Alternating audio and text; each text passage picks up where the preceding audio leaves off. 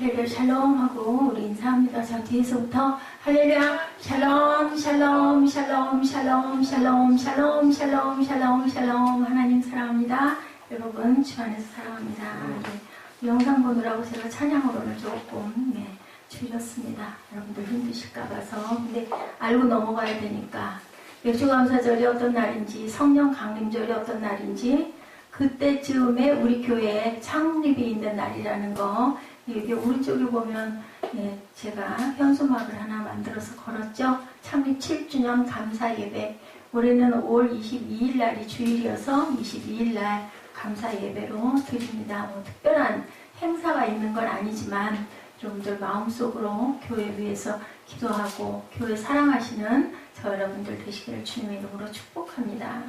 성령 강림절이어서 성령 강림에 맞는 말씀을 증거해야 되지 않나, 사도행전을 전해야 되지 않나 라고 생각을 했는데, 마침 우리 61장 나가는 부분이 성령 강림과 함께 맞물리는 구절이어서 그냥 여러분들과 함께 은혜를 나눕니다. 오늘 마침 동영상도 사도행전 말씀 증거가 있었죠. 본문 이사야 61장 1절에서 3절까지 우리 아까 다 함께 합독했는데 우리 한번 같이 합독해 보도록 하죠.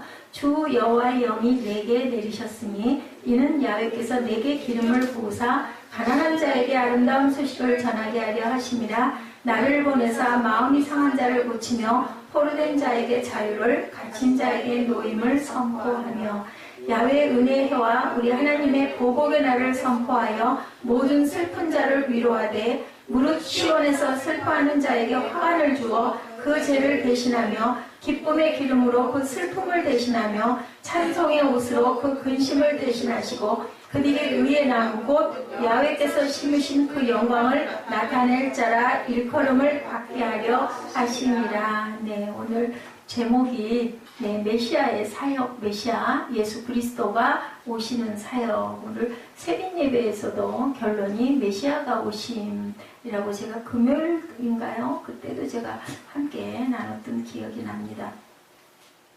무릇 시온에서, 그래서 preach good news to the poor, 가난한 자에게 하나님의 말씀이 임하죠. 어느덧 61장이에요. 이사야가 66장이 끝이거든요. 시작한 지가 얼마 안 된 것 같은데 중간중간 물론 중요한 부분들만 딛고 오기는 했지만, 이사야 40장에 보니까 뭐라고 말씀하고 계시냐면요, 28절에 너를 알지 못하느냐, 듣지 못하느냐, 영원하신 하나님 야훼 땅 끝까지 창조하시는 이는 피곤하지 아니하시며 곤비하지 아니하시며 명철이 한이 없으시며. 29절 30절 쭉 우리 함께 했습니다. 피곤한 자에게는 능력을 주시며 무능한 자에게는 힘을 더하시나니. 30절입니다. 소년이라도 피곤하며 곤비하며 장정이라도 넘어지며 쓰러지되 오직 야훼를 앙망하는 자는 새 힘을 얻으리니 독수리가 날개치며 올라간 같을 것이요 다름박질하여도 곤비하지 아니하겠고 걸어가도 피곤하지 아니하리로다. 우리 찬송 많이 하죠. 주 여호와를 앙망하는 자고 우리 찬송합니다. 청년이라도 넘어지고 장정이라도 비틀거리지만 어떤 자, 야훼를 앙망하는 자는 하나님께서 무엇을 주신다? 새 힘을 항상 주신다고 우리 율동하면서 찬양했었어요. 주 여호와를 앙망하는 자 하면서 막 팔을 올리면서 이렇게 찬양했었죠. 60장은 통해서 지난주 일어나라 빛을 발하라 라고 우리가 함께, 저 말씀은 하나님께서 우리 이전할 즈음에 저에게 주신 말씀이기도 해요. 너희는 일어나서 빛을 발하라. 어떻게 하라? 이사야는 땅의 성전에서 하늘의 성전을 본 거예요. 일어나서 빛을 발하라. 이사야서는 이사야가 하나님께서 주신 말씀을 받아서 그대로 전한 말씀이죠. 그래서 보니 6장 2절에 우시야 왕이 죽던 해에 그 성령 받는 부분이 나오죠. 6장 2절에 스랍들이 모시고 섰는데 각기 6날개가 있어 천사들이죠. 그 둘로는 자기의 얼굴을 가리고 그 둘로는 자기의 발을 가리고 둘로는 날고 서로 불러 이르되 뭐라 그래요? 거룩하다 거룩하다 거룩하다 만군의 야훼여 그의 영광이 온 땅에 충만하도다 하도다. 그거 보고 이사야가 그 온통 그 하나님의 임재를 느끼죠. 정확하게 그 스랍들 사이로 안개가 내리는 걸 보면서 야훼 임재를 느끼고는 그만 이제 나는 죽었구나, 이제 나는 망하였도다 그러죠. 그랬더니 어떻게 해요? 스랍들이 와가지고 입술을 찢어주는 그런 역사가 6장에 쭉 나옵니다.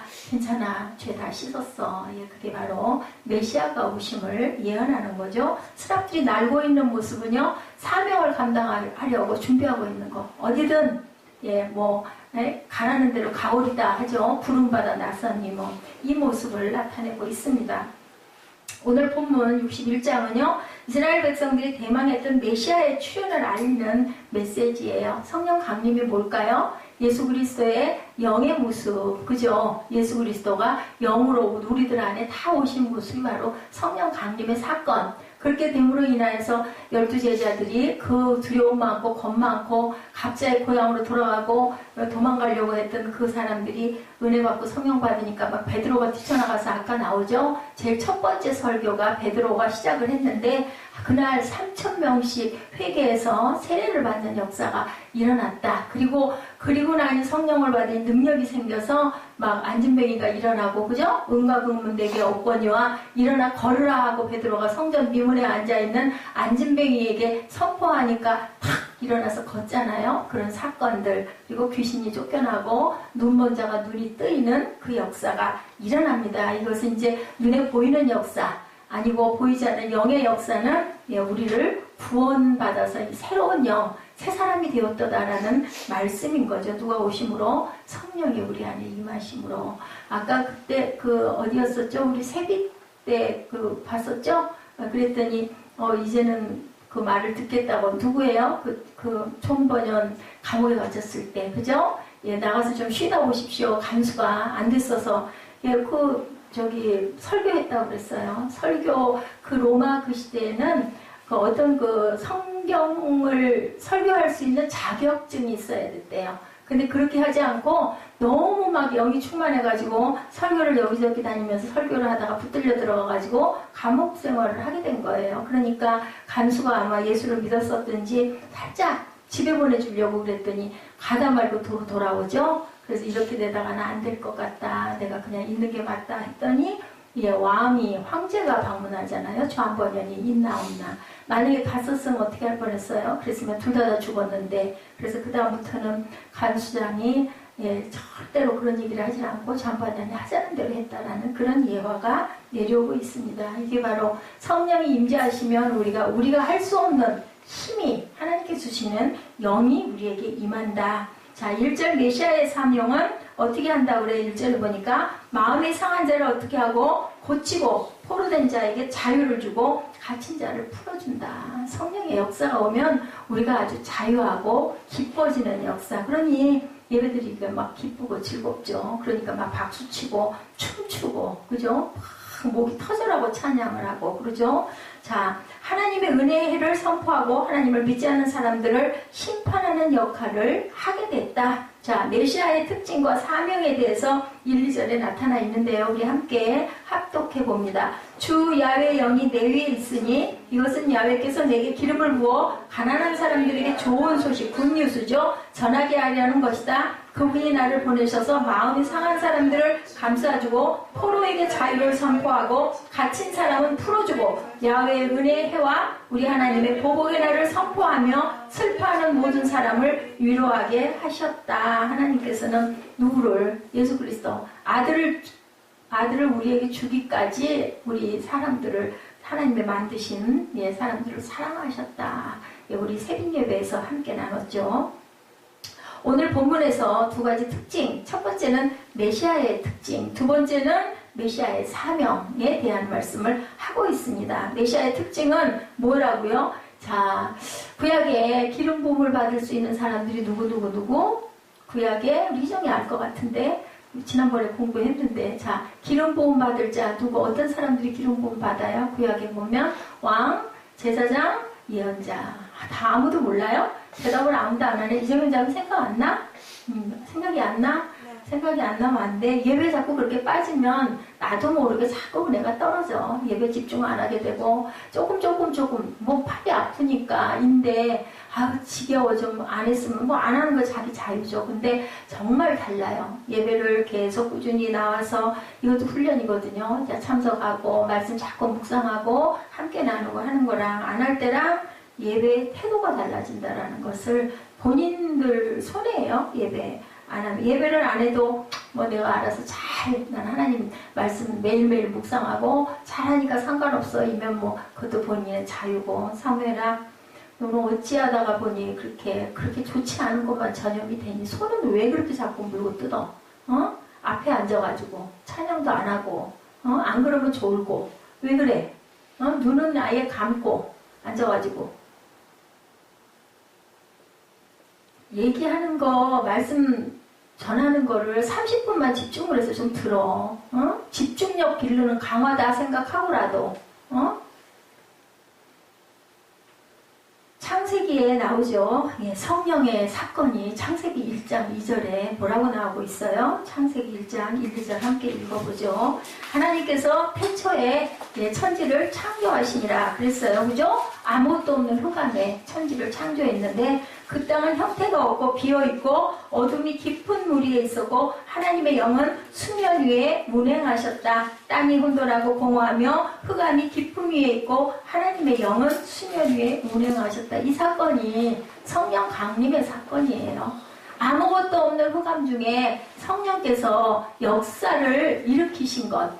우리 죽은 우리 생명들 안에 성령이 오셔서 여러분들에게 생명을 불어넣어 주신 것. 그래서 사람이 됐어요. 사람이 되는 역사. 사람인데 육신이다 보니까 아무것도 기억들을 못하니까 예수님이 오셔서 외치다 가시면서 또 염려가 돼서 성령을 보내주신 사건. 그게 바로 그 기념이 오늘 성령 강림절이다.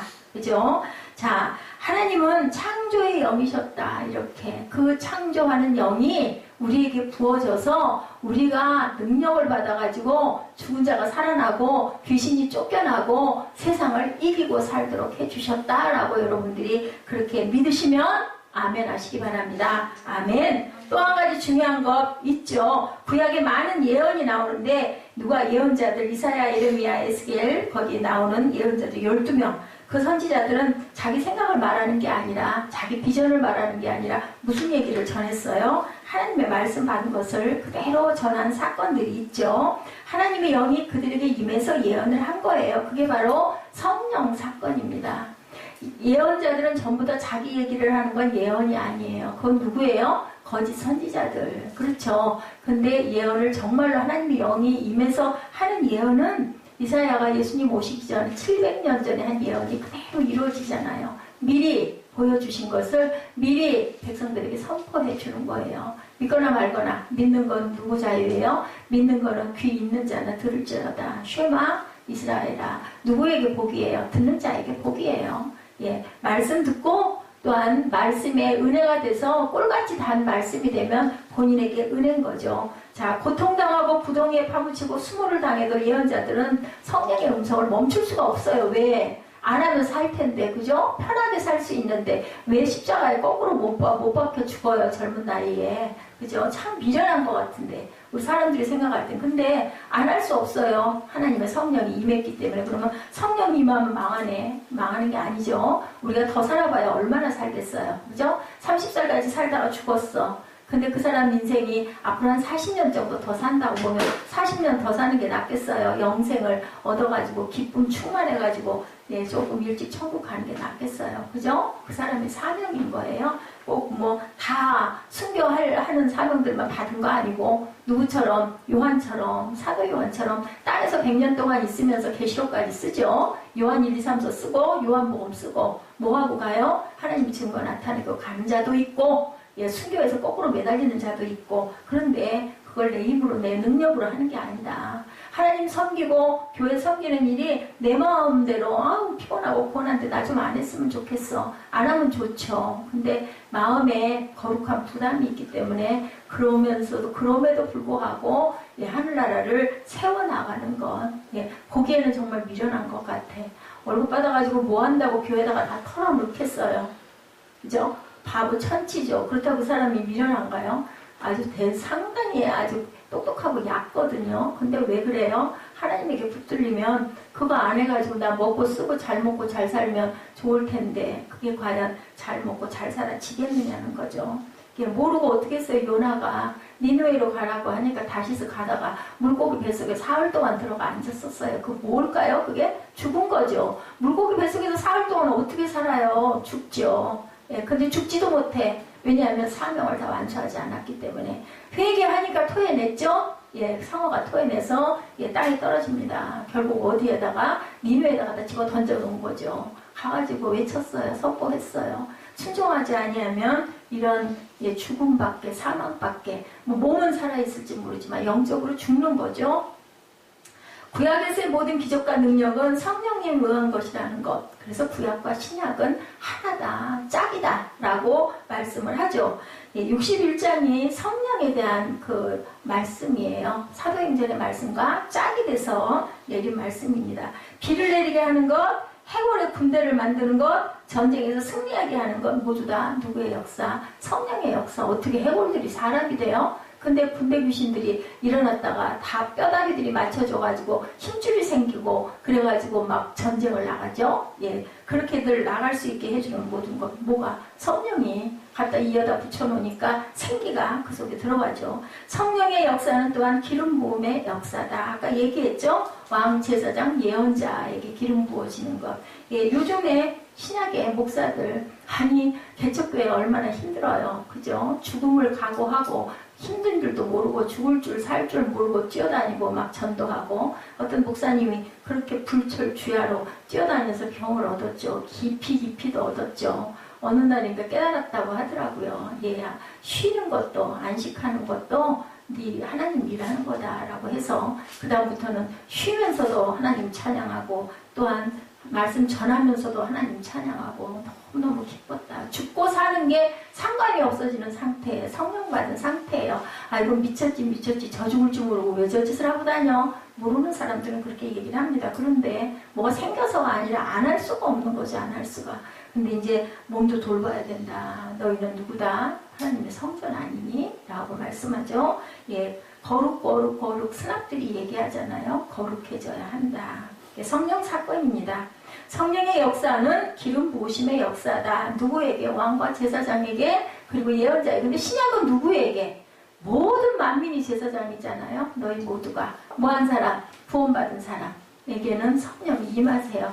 인정하고 환영하고 모셔드려서 여러분들 모두 다 왕같은 제사장들이에요. 그럼 능력도 내가 행할 수 있다. 내가 충만하면 세상도 이길 수 있다. 아멘.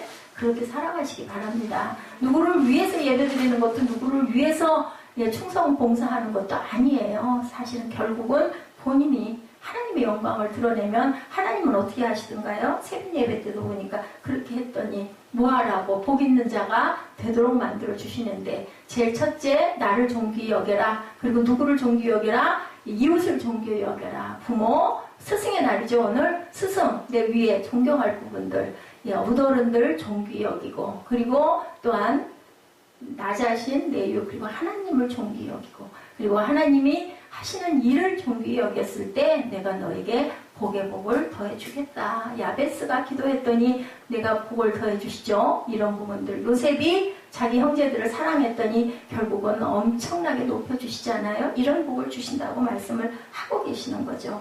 예수님의 사역의 시작은 성령의 기름 부음으로부터 일어나는 기적의 역사였다. 예수께서 모든 오병이어의 기적 여러분들 잘 아시죠? 포도주의 기적 모든 것, 병자 고쳐주는 것, 안진병이 일어나는 모든 것들이 요술 마술이 아니라 성령의 역사였다. 여러분들도 저도 할 수 있는데 은혜가 충만하지가 못해서 그런 부분들이 잘 일어나지가 않죠. 무릇 지킬 만한 것보다 마음을 다스리는 것, 그것도 성령의 역사입니다.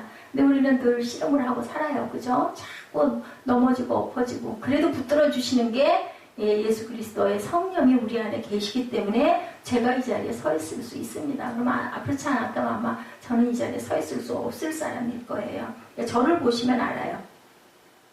예수님의 생애, 공생애 시작된 거 언제부터? 성령이 하늘에서 비둘기같이 내리고 세례받은 이후부터 공생애가 시작이 되죠. 33세까지 30세부터 사역하다 돌아가신 그 기간 동안이 성령, 그리고 성령의 시험도 받으시죠. 사단의 시험 뭐하고 나서 40일 금식하고 나서 광야로 끌려가가지고 시험 받으시죠. 말씀으로 물리치시는 그때도 성령이 비둘기같이 임했다라고 증거하고 있습니다. 누가복음 4장 14절이죠. 예수께서 성령의 능력을 입고 어디로 돌아오셨어요? 갈릴리로 돌아오사라고 말씀합니다. 그분에 대한 소문이 온 천하에 퍼지죠. 그러면서 뭐예요? 막 세례 주기 시작하죠. 그전에는 누가? 세례 요한, 침례 요한이 세례를 주고 있었어요.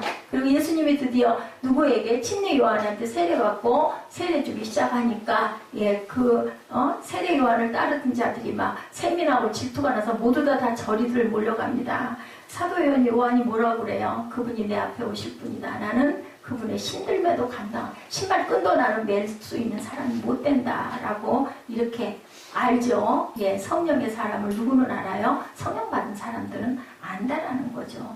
예수님은 성령에 이끌려서 마귀에게 또한 시험을 받으십니다. 그 시험에서 승리하시죠. 그리고 다시 갈릴리로 돌아오시고 성령으로 충만케 되시고 성령의 기름 부음을 받으심으로 인하여 많은 기적들을 일으키신 사건이 우리 사복음서에 다 나타나 있는 사건. 오병이어의 기적이 일어나고 바다가 잠잠해지고 바다 위를 걸으시고 거기를 누가? 베드로가 놔두고 오겠습니다. 그렇죠? 그래서 최초로 바다 위를 걸었던 사람은 바로 베드로밖에 없다. 단 몇 발자국을 걸었더라도 대단한 믿음이에요. 우리 같은 밤바다 위에 올라서겠어요?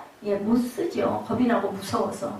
그렇기 때문에 베드로가 참 담대하고 따르려고 하는 마음과 열정이 대단했다. 귀신이 떠나가고 안진뱅이가 일어나고 눈먼자가 눈을 뜨는 사건들 전부 다 성령의 사역이다. 그러니까 12 그 사도 예수님의 제자들 120문도들이 성령 받고 나서 가만히 앉아있지는 못하잖아요. 다 튀어나가고 아까 동영상 보셨죠? 그리고 막 떡을 떼고 가진 거 막 팔아가지고 어려운 자들 막 나눠주고 은혜 받고 성령 받으면요 내 걸 막 나눠주고 싶어져요. 주면서도 막 기뻐져요. 그러면 그 은혜 받고 성령 받은 거예요. 뭐 받으려고 내가 이렇게 하면 저렇게 오겠지 그거 아니고 정말로 불쌍하고 어려운 사람들 보면 가만히 있지 못하는 것 성령 받은 거죠. 전날 사무엘하고 같이 영화를 한 편 봤는데 아주 엄청나게 똑똑하고 부유한 집 부인인데 길에 걸어온뱅이 같은 아주 뚱뚱하게 우리 사무엘 한 5배도 한 10배쯤 될까? 그렇게 생긴 학생이에요. 자기 딸도 그 학교를 다니는데 학생아이가 세상에 겨울에 한겨울에 아주 추운 겨울에 반팔 티셔츠 하나를 걸치고 반바지를 입고 걸어가는 걸 보다가 그냥 어디가 알아요? 같은 학교 학생이니까 어디 가냐고 물어보니까 도서관 간다고. 도서관은 문 닫혔다고 가다 말고 도서관은 문 닫혔다고. 그러고 가다 말고 그 아내가 다시 차를 돌려요. 남편한테 차 돌리라고 그래가지고 왜 거기를 가려고 하니? 하고 물어보니까 따뜻해서요 라고 얘기를 하죠. 그래서 타라고 그러죠. 자기 차에. 그래서 집으로 데리고 가요. 어마어마한 의리의리한 대저택이에요.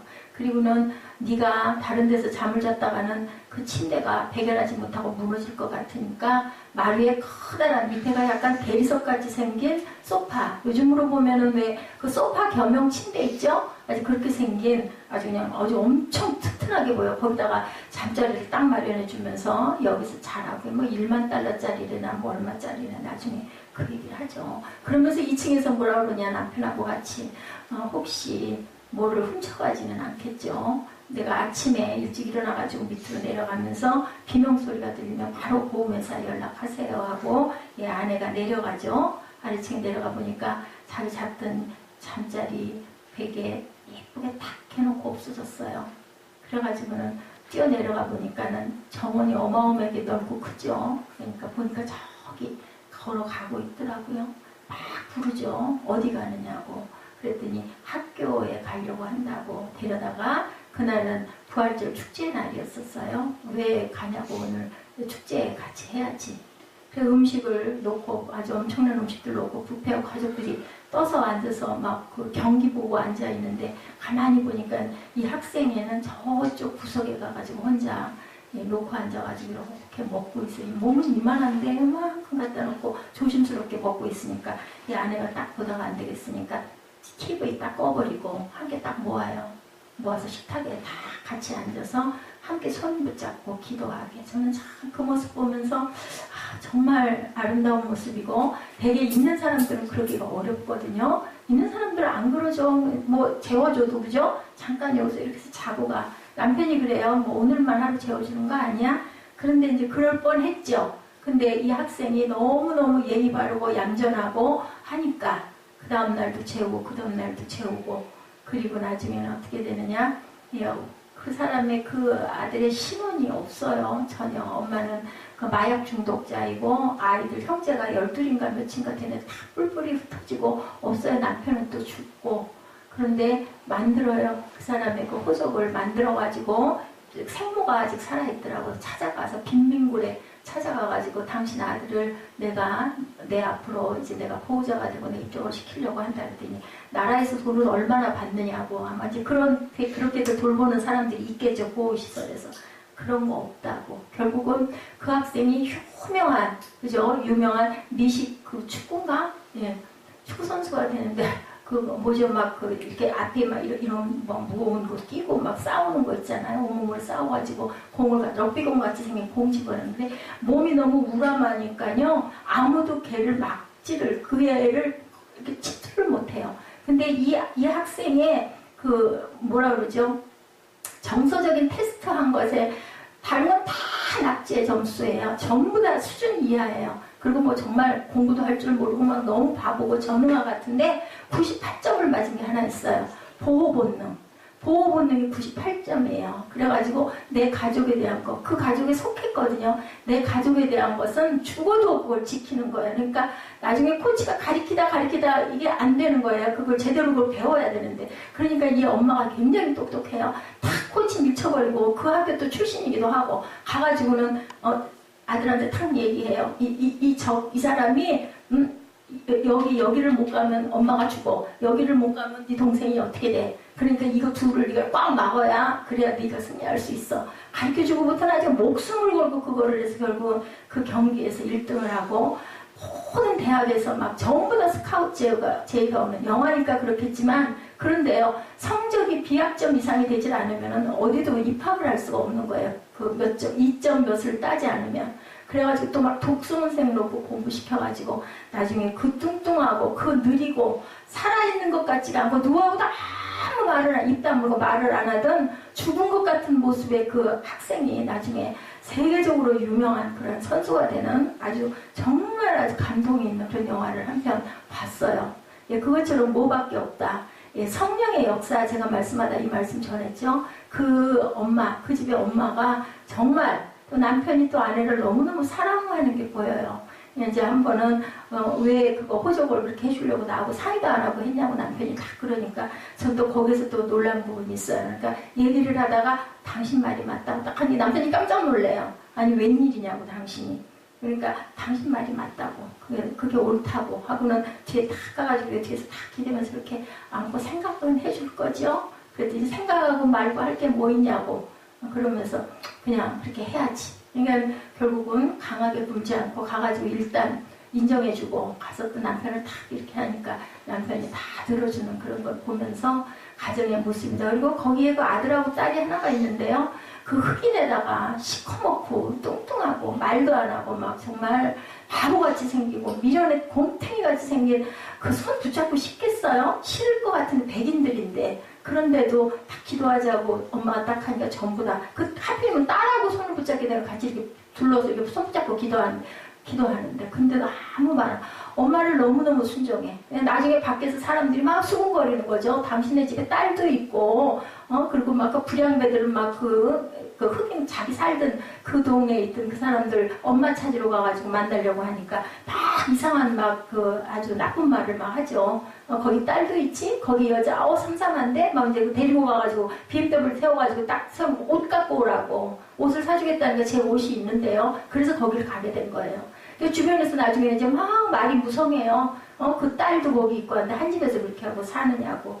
결국 이제 대학을 들어가면서 기숙사 들어가게 되죠. 공부도 잘하게 되고 나중에는 그 가정에서 나서 뭐밖에 없다. 가족에 그 가정에서 먹여주고 입혀줬어도 따로 격리시켰더라면은 그 학생이 그렇게 밝게, 그죠? 저는 그래서 예수님의 사랑 생각을 했어요. 사랑밖에는 없다. 한 가족의 어떤 그 교통하는 모습, 그리고 도서실에 공부하러 갔는데 다들 피하고 혼자, 밥도 혼자 앉아서 먹게 되고, 도서실 가도 다들 흑인이 어쩌다가 와 있으니까. 그런데요, 그 딸이 딱 가서 옆에 가서 앉아요. 그러니까 놀래가지고, 왜 우리 집에서도 나랑 공부했잖아. 밥 먹을 때도 딱 쟁반 가지고, 예, 그 학생과 옆에 가서 딱 앉아서 밥 먹고, 야, 정말 엄마가 그러다 보니까 딸도 저렇게 잘하는구나. 저는 너무너무 기특했어요, 그 학생들이. 결국은 그렇게 해서 정말 아름다운 이야기를 제가 한 편으로 봤습니다. 예수께서는 세상에 우리에게 무엇을? 사랑을 증거해주고 가신 것이죠. 그래서 너 자신을 존귀하게 여겨라. 그리고 이웃을, 내 부모를, 내 윗사람을 존귀하게 여기고 사랑해라. 그리고 하나님을 사랑해라. 그리고 그 사랑의 역사들을 너희들이 잘 이루고 가라. 그럴 때 내가 너에게 복의 복을 더해주겠다. 그래서 복 있는 자는 하나님의 의의 길에 앉지요. 악인의 길에 앉지 않는 그런 얘기를 제가 참 거기서 그 감동을 아주 엄청나게 받았습니다. 성령은 여러분들 예수님의 선물이에요. 그래서 아까 그 동영상 중에 하나가 바뀐 것 같은데, 그 하나님의 성령의 선물이 하나 있었거든요. 그냥 내용이 괜찮아서 아무 말 안 했습니다만은 사도행전 1장 4, 5절에 이렇게 나타나 있는데 우리 함께 합독 한번 해볼까요? 성령은 예수님의 선물이다. 함께 읽습니다. 그들과 함께 모였을 때 예수께서 이렇게 명령하시죠. 예루살렘을 떠나지 말고 너희가 내게 들은 대로 내 아버지가 약속하신 선물을 기다리라. 요한은 물로 세례를 주었지만 너희는 며칠 안에 성령으로 세례를 받을 것이다 라고 얘기합니다. 선물은 바로 성령님이라는 것. 며칠이 안 돼서 성령으로 세례를 받을 것이라고. 바울이 에베소에 도착했을 때 여러 제자를 만나죠. 사도행전 19장 1절에도 보면 제자들은 성경을 공부를 많이 한 사람들이에요. 근데 능력이 없어요. 교회를 오래 다니기는 했는데 왜 저럴까 물어보죠. 바울이 성령을 받았습니까? 아마 아가야였을 거예요. 그 도시에. 그러자 그들은 아니요. 우리는 성령이 계신 것도 듣지 못했습니다. 사도행전 19장 2절에 그렇게 얘기합니다. 바울이 예수님의 이름으로 세례를 주자 그들이 방언을 하고 예언을 하고 성령의 역사가 나타나요. 한 사람이 그들의 영혼을 뒤집어 놓은 사건. 성령 받으면 이렇게 능력이 나타난다. 근데 왜 성령 받았는데 왜 그렇게 힘들어하고 맨날 아프고, 그죠? 자꾸 넘어지고 자빠지고 할까? 사단이 우리를 쥐어 흔드는 거죠. 성령을 받았음에도 불구하고 목적이 있죠? 뭐 하려고? 무너뜨리려고 합니다. 사람을, 몸을 무너뜨리려고 하죠. 몸이 무너지면 결국은 어떻게 해요? 영혼이 떠나가게 되니까, 죽게 되니까 자꾸 흔드는 겁니다. 그래서 우리가 일찍 내 사명을 다 못하고 죽는 것도 하나님 앞엔 죄예요. 죄. 그래서 건강을 돌볼 줄 알아야 된다는 거죠. 성령이 여러분의 영혼을 그렇게 뒤집어 놓기만 합니다. 성령 받으면요, 막 땀으로 온몸에 땀, 눈물로 그냥 범벅을 쳐도 너무너무 기쁘죠. 속에서 막 불이 막 일어나죠. 펄펄 뛰고 싶죠. 찬양할 때 막 1m씩 뛰고 금식을 20일을 해도요. 저는 제가 직접 체험을 했기 때문에 그냥 정말 앉은 자리에서 그냥 찬양 못해요.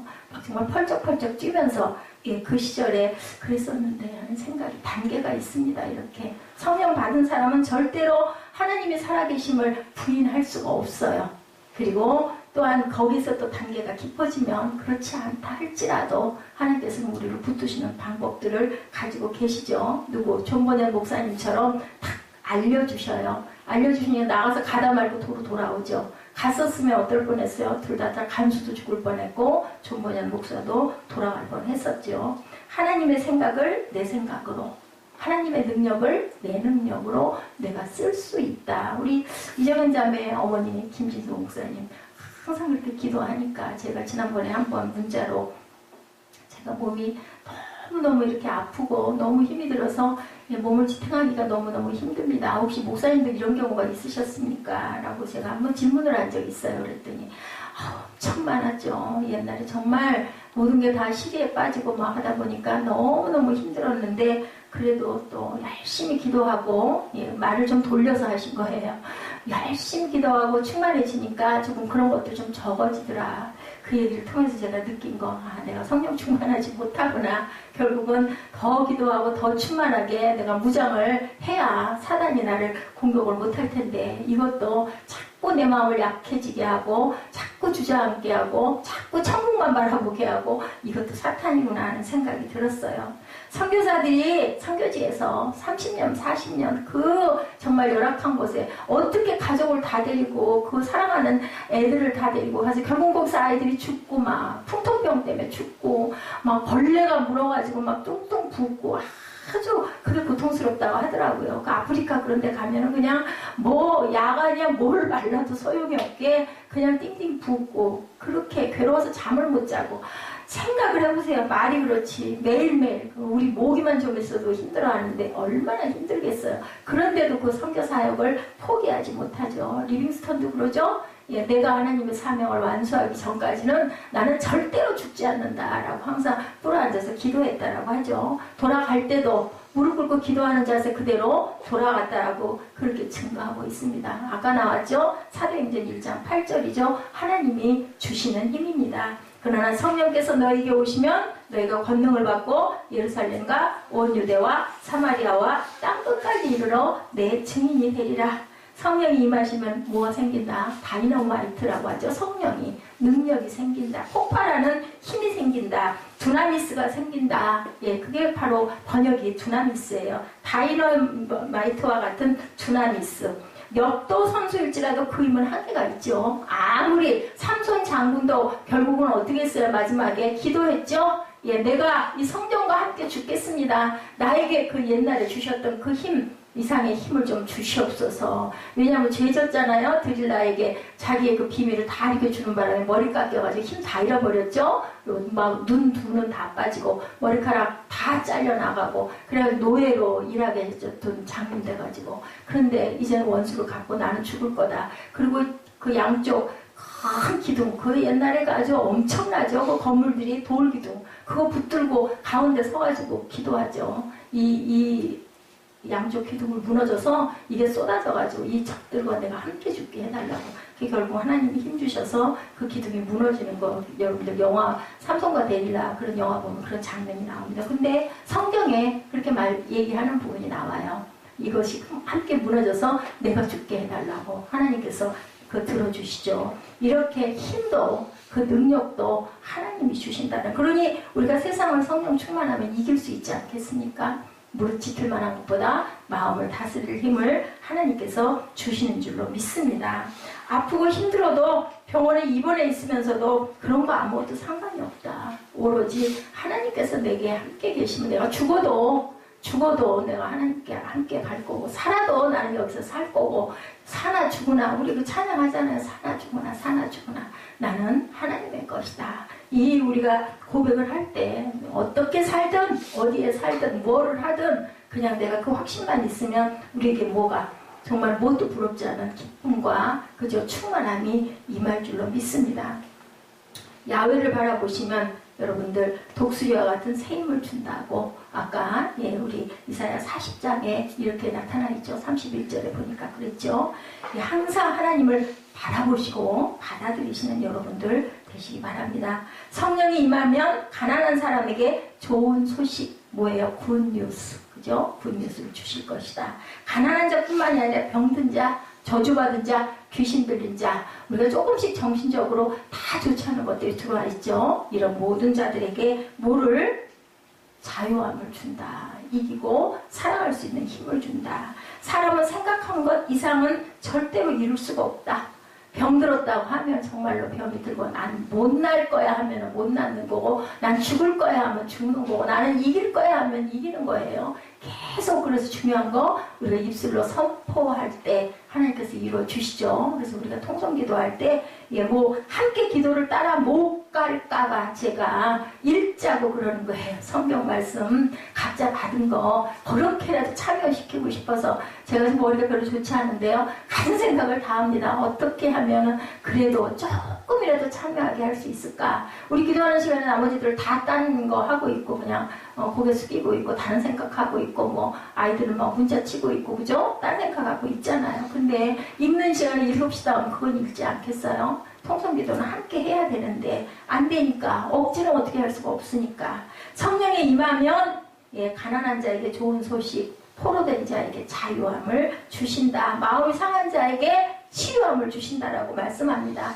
마음이 우리가 상이 있을 뿐 아니라 어떻게 돼요? 상대방을 엄청 원망을 하게 되죠. 근데 원망하는 건 괜찮은데 그 원망함으로 인하여 내가 그죠? 흑암 속에 갇히니까 하나님께서 그를 용서하라고 말씀합니다. 그래서 우리의 포로된 것들을 자유케 해주신다라고 말씀하죠. 감옥에 안 갔을 뿐이지 그죠? 포로처럼 사는 우리 영혼들이 얼마나 많은가. 세상에 매여서 돈에 매여서 자식에 매여서 그렇게 쩔쩔매면서 어쩌할 줄을 모르며 사는 사람이 얼마나 많은가. 저도 그 중에 한 사람이에요. 다를 바가 없습니다. 여러분들에게 말씀드리면서 저도 또 결단하고 결심하고 그죠? 그러면서 또 자꾸 넘어지죠. 저는 이제 아들을 비워야 될 텐데 그 아들 비우는 게 정말 너무너무 힘들어요. 하나님이 기르시겠죠. 그죠?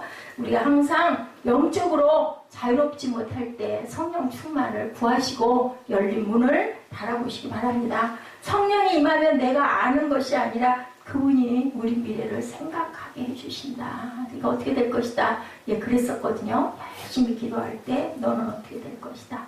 너는 이렇게 될 것이다. 라고 항상 말씀을 해주셨어요. 그리고 이제 지금 쭉 가고 있죠. 그리고 아주 어떤 중요할 때, 그럴 때는 또 알려주시는 부분들이 있습니다. 근데 그런 것은 함부로 얘기할 것도 아닌 거고, 그래서 우리는 기도할 뿐이죠. 그런 것들 그냥, 이제는 처음에는 제가 엄청 그런 얘기를 많이 했어요. 근데 요즘에는 얘기하지 않습니다.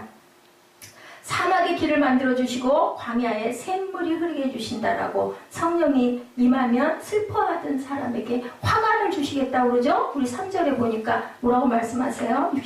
61장 3절. 시온에서 슬퍼하는 자에게 화관을 주어 죄를 대신하며, 죄가 뭐예요? 죄가. 그 구약에 보면은 뭔가 기도할 때 왕도 막 죄 뒤집어 쓰고 기도한다고 그러잖아요. 죄가 막 슬퍼할 때, 통곡할 때, 회개할 때 죄 뒤집어 써요. 근데 죄를 대신해서 뭐를 준다고 그래요? 화관을 준다고 그래요. 기쁨의 기름으로 슬픔을 대신하고 찬송의 옷으로 근심을 대신하게 하시고 그들이 의의 나무 곧 야훼께서 심으신 그 영광을 나타낼 자라 일컬음을 받게 한다. 우리에게 모든 더럽고 추한 모든 것들 대신에 이렇게 우리를 영화롭게 화관과 기쁨과 그리고 모든 것들을 더해 주신다. 근심도 비우게 해주신다. 찬송으로 우리가 하나님께 영광 돌리는 그러한 그릇들을 내가 너에게 만들어 줄게 하고 말씀하고 계십니다. 성령의 기름 부으심을 받을 때 메시아의 역할을 감당하게 된다. 신약의 똑같은 말씀 사도행전 2장 17절에서 21절 말씀이죠. 찾으실 수 있는 분 찾아서 함께 읽죠. 사도행전 2장 17절에서 21절입니다. 선지자 요엘을 통하여 말씀하신 것이죠. 일러스되 하죠. 하나님이 말씀하시기를 말세에 내가 내 영을 모든 육체에 부어주리니 너의 자녀들은 예언할 것이요 너의 젊은이들은 환상을 보고 너의 늙은이들은 꿈을 꾸리라. 그때 내가 내 영을 내 남종과 여종들에게 부어주리니 그들이 예언할 것이요 또 내가 위로 하늘에서는 기사를 아래로 땅에서는 징조를 베풀리니 곧 피와 불과 연기로다. 주의 크고 영화로운 날이 이르기 전에 해가 변하여 어두워지고 달이 변하여 피가 되리라. 누구든지 주의 이름을 부르는 자는 구원을 받으리라 하였느니라. 요엘서에도 2장 28절인가요? 거기에도 이 말씀이 있습니다. 내 영을 모든 육체에게 부어주리니. 네, 여러분들 다 왕같은 제사장들이에요. 네, 하나님의 영을 받으면 누구나 남종과 여종이 될 수 있다라는 거죠. 그렇게 됐을 때 위로 하늘에서 기사가 내려온다. 주의 크고 영화로운 날이 이르기 전에 이런 부분이 있는데 주의 이름을 부르는 자에게는 내가 구원을 주겠다. 네, 한쪽 문이 닫힌다고 끝이 아니죠. 또 하나의 문이 열려 있다라는 것을 절대 잊어버리지 마시고, 네, 닫힌 문만 바라보지 마시고 열린 문을 기억하시기 바랍니다. 먼저 누구를? 하나님을. 그리고 두 번째로 새 힘을 주실 것을. 그리고 세 번째로 일어나서 빛을 발하시기 바랍니다. 이사야가 이렇게 얘기하죠. 사도행전 2장 1절에서 4절입니다. 오순절날이 이미 이름에 그들이 다 같이 한 곳에 모였더니 호련히 하늘로부터 급하고 강한 바람 같은 소리가 있어 그들이 앉은 온 집에 가득하며 마치 불의 혀처럼 갈라지는 것들이 그들에게 보여 각 사람 위에 하나씩 임하였더니 그들이 다 성령의 충만함을 받고 성령이 말하게 하심을 따라 다른 언어들로 말하기 시작하니라. 성령을 받지 않고 세상 가운데 나가면 넘어지고 엎어지고 그죠? 그리고 어디에 세상에 그냥 어떻게 해요? 휩쓸려 들어가 버린다. 그래서 인간은 정말로 인간의 사랑도 얼마나 변하기 쉽고 우리 인간의 명예도 얼마나 한순간이고 그죠? 전도서에서 솔로몬이 얘기하잖아요. 한껏 재와 같다라고 얘기를 하죠. 안개와 같다고 얘기하죠. 금이나 은에 희망이 있는 게 아니고 눈에 보이지 않고 귀로 들리지 않고 손으로 만질 수 없는 성령께서 우리를 조명하고 계신다. 여러분들이 하나님이 계신다는 것을 알면 분명히 성령을 인정하실 거예요. 하나님의 일을 하기 전에 이미 우리는 뭐한 것과 마찬가지다. 승리한 것과 마찬가지다. 누가 계시면 성령께서 함께 하시면 복이 여러분들에게 임해 있는 거라는 거죠. 그 복을 이제 뭐만 하면 된다? 받아서 누리기만 하면 된다. 지니고 받고 누리시는 여러분들 계시기 바랍니다. 예수께서 오시면 자기가 자라나신 예수님의 나사렛에서 가셔서 늘 하시던 대로 안식일에 회당에 들어가셔서 성경을 읽으셨죠. 그게 바로 이사야 61장 1절에서 3절이에요. 예수님이 처음으로 설교하신 부분이 바로 광야에서 오셔가지고 나사렛에 가셔서 설교하신 바람 그 부분이 두루마리를 말아서 시중 드는 사람에게 되돌려주고 앉으시죠. 이걸 읽으시고 나서 주의 성령이 내게 임하셨으니 이는 가난한 자에게 복음을 전하게 하시려고 내게 기름을 부으시고 나를 보내사 포로된 자에게 자유를 눈먼 자에게 다시 보게 함을 전파하며 눌린 자를 자유케 하고 주의 은혜를 전파하게 하려 함이라. 자, 이 글이 오늘날 너희 귀에 응하였느니 라고 하시니 사람들은 모두 감탄하고 그 입에 나오는 그 은혜로운 말씀에 놀라 이 사람이 요셉의 아들이 아니냐? 라고 얘기하는 부분이 누가복음 4장 16절에서 20절에 증거하고 있습니다. 예수 그리스도께서 회당에서 성경을 낭독하실 때 바로 이 부분을 읽었죠. 그래서 이것은 아름다운 소식이다. 아름다운 소식이다. 가난한 자에게 아름다운 소식을 전하게 하려 하심이라. 가련한 자를 부욕케 하려 하시려고 찾아오셔서 복음을 전하기로 하셨다. 가난한 자는 누굴까? 예수를 부인하지 않는 자들. 예수를 부인하고 믿지 않는 자들이 바로 가난한 자들이죠. 그분들을 위해서 큰 빛이신 예수 그리스도를 우리에게 보내주셔서 인간 불행의 근본인 죄를 십자가 위에서 지시고 돌아가게 하는 사건이 일어납니다. 그래서 결국은 가난한 자에게 포로된 자에게 은혜를 전파하신 하나님의 사랑, 우리는 어떻게 하고 살아가야 된다. 성령의 능력을 힘입어서 살아가고 세상의 것들에 연연하지 말고 우리의 육신도 하나님의 성전이고 우리는 왕같은 제사장이라는 것을 절대 잊지 마시고 요엘의 그 선포처럼 예수님의 선포처럼 그 선포를 믿고 누구든지 주의 이름을 부르는 자에게는 내가 구원을 주리라 라는 말씀을 절대로 잊지 않고 누리고 살아가시는 자유한 포로된 그 모든 부분이 갇힌 부분이 자유한 저와 여러분 되시기를 주님의 이름으로 축복합니다. 기도하시겠습니다. 하나님 감사합니다. 주의 성령이 내게 임하셨으니 이는 가난한 자에게 복음을 전하게 하시려고 내게 기름을 부으시고 나를 보내사 포로된 자에게 자유를 눈먼 자에게 다시 보게 함을 전파하며 눌린 자를 자유케 하고 주의 은혜의 해를 전파하게 하려 하심이라. 주님께서 말씀하셨던 그 부분처럼 하나님 아버지 저희들 눌리고 갇힌 모든 것들에게서 주님 자유케 되는 역사가 임하게 하여 주시옵소서. 저희들 항상 성령으로 무장하게 하시고 성령님을 환영하고 모셔드리고 인정하는 삶이 되어서 주님 모든 악한 원수마귀의 사단을 물리치고 극복하고 나가는 세상을 이기는 하나님의 참 좋은 제자 하나님의 사랑하는 성도들 되도록 은총나려 주시옵소서. 감사드리옵고 예수 그리스도의 이름으로 감사하며 기도드렸습니다. 아멘. 자, 우리 마지막 날에 우리 찬양 한 장 하시고 축도로 예배를 마치